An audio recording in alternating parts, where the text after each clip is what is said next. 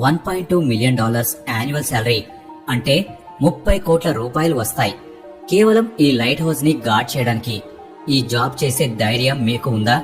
మీరు పనిచేస్తున్నప్పుడు మిమ్మల్ని గమనించడానికి ఇక్కడ బాస్ ఎవ్వరూ ఉండరు. మీకు ఇష్టం వచ్చినప్పుడు ప్రశాంతంగా నిద్రపోవచ్చు.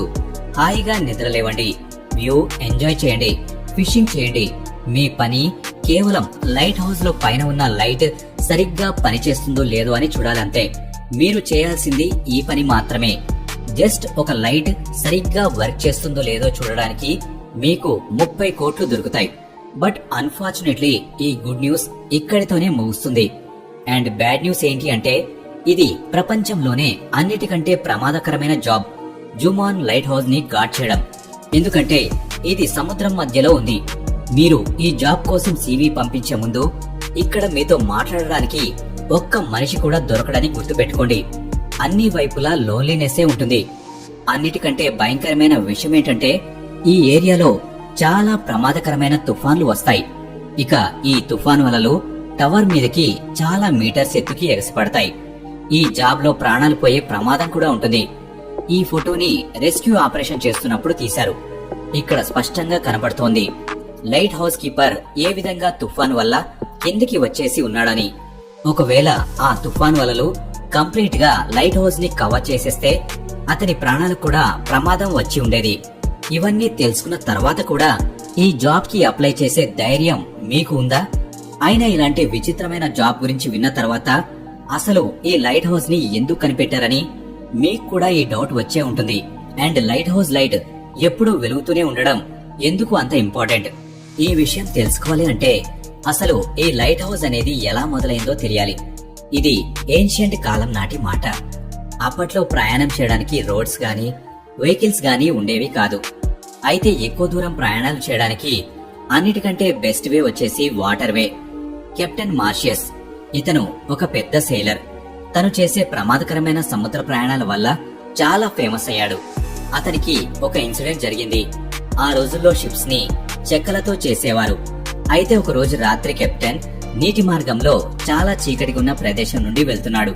నీళ్ల కింద ఉన్న పెద్ద పెద్ద రాళ్లు వాళ్ళ షిప్ కి తగులుతూ ఉన్నాయి. షిప్ లో హైలైట్ అయిపోయింది అండ్ అది తిరగబడిపోయింది కూడా. దానివల్ల వాళ్ళకి నష్టం జరిగింది.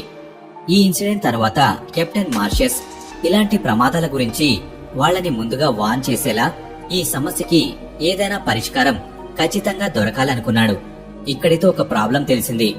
ఇంకొక ప్రాబ్లం ఏంటి అంటే సముద్రం చాలా పెద్దదని మీకు తెలుసు. ఇంకా పసిఫిక్ ఓషన్ గురించి అయితే చెప్పాల్సిన అవసరం లేదు. ఒకవేళ మనం 7 కాంటినెంట్స్ ని కలిపి ప్రపంచంలో ఉన్న మొత్తం ల్యాండ్ ని ఒక దగ్గర చేర్చినా కూడా పసిఫిక్ ఓషన్ అంతకంటే పెద్దగా ఉంటుంది.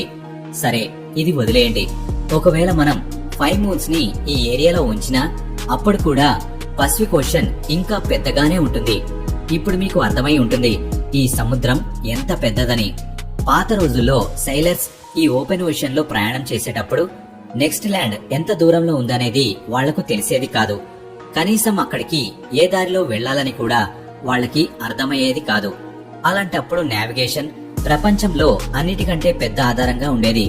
సైలర్స్ ని వాళ్ళు ఏ దారిలో వెళ్లాలని గైడ్ చేయడానికి అప్పట్లో జీపీఎస్ ఆర్ ఏదైనా అడ్వాన్స్ సిస్టమ్ అయితే ఉండేది కాదు. జీపీఎస్ ని 1973లో ఇన్వెంట్ చేశారు అండ్ అది పబ్లిక్ కి అవైలబుల్ అయింది 1978లో. అప్పుడప్పుడు గూగుల్ మ్యాప్స్ లో టైం ని స్క్రీన్ లో చూస్తూ కూడా మనం రాంగ్ వేలో వెళ్లిపోతూ ఉంటాం.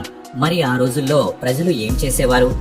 సో సైలర్స్ అంతులేని ఆ సముద్రాలను దాటడానికి పగలు సూర్యుడి మీద, రాత్రి నక్షత్రాల మీద అండ్ ఆ రోజుల్లోని కొన్ని నావిగేషన్ టూల్స్ మీద ఆధారపడాల్సి వచ్చేది. కానీ ఈ నావిగేషన్ వల్ల మళ్లీ ఇంకొక 3 నుండి 4 సమస్యలు వచ్చేవి. కెప్టెన్ ఎల్ఎస్ విషయంలో కూడా ఇలాగే జరిగింది.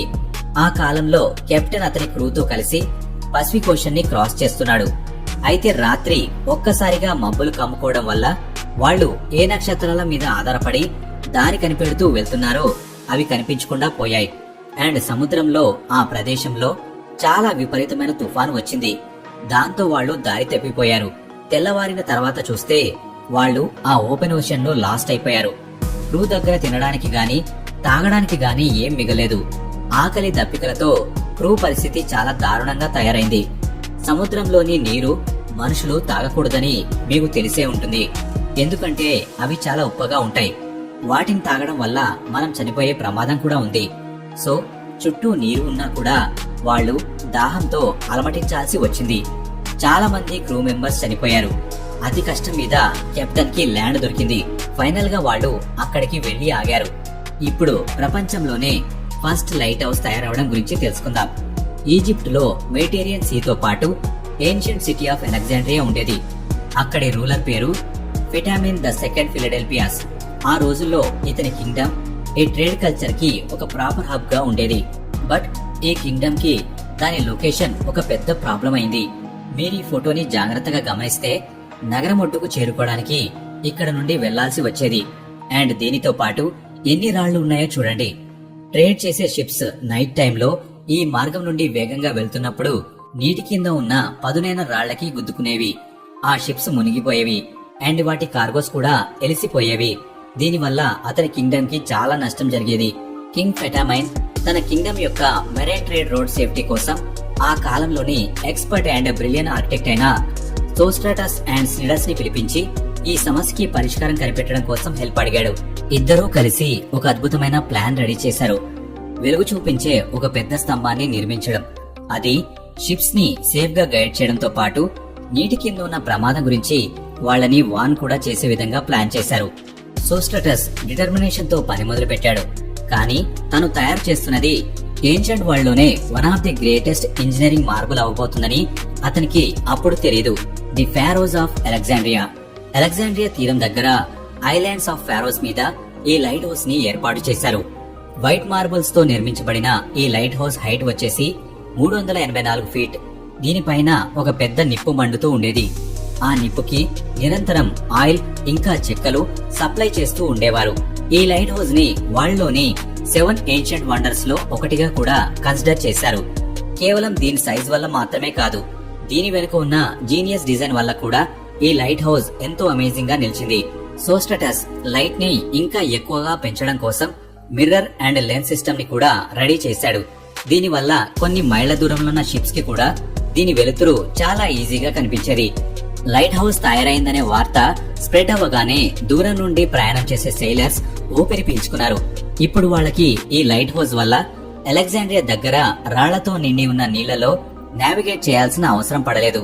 సో ఈ world's first light house sailors కి సేఫ్టీ సింబల్ గా మారింది. అండ్ ఇక్కడ నుండి ఈ లైట్ హౌస్ కాన్సెప్ట్ ప్రపంచమంతా స్ప్రెడ్ అయింది.